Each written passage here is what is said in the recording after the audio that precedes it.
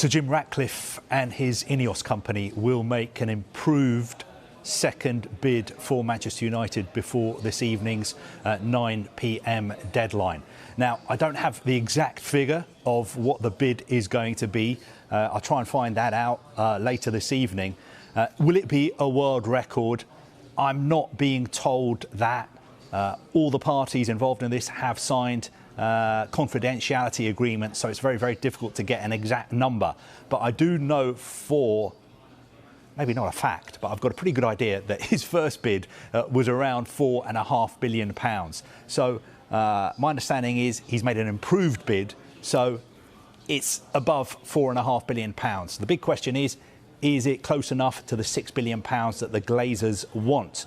My feeling is from the Qataris are not actually sure that the Glazers want to sell the club. I think the same is true for Sir Jim Ratcliffe as well, and the same is true for Rain too. So all these bids going in, I think they're both world record bids, but the big question is still, will the Glazers want to sell United? And the other question is, will either of them be thinking, I can make a big enough bid here, it's only second round, there might be more rounds, so I can make a big enough bid here to blow the rest out of the water?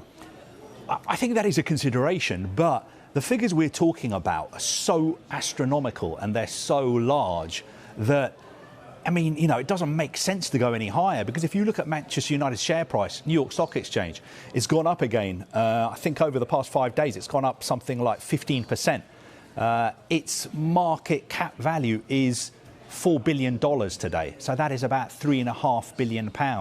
So these bids going in that are, we believe, close to £5 billion, you are overpaying already, and you still have to spend all the money on the stadium and the squad and the training ground and the land around the stadium that you have to redevelop.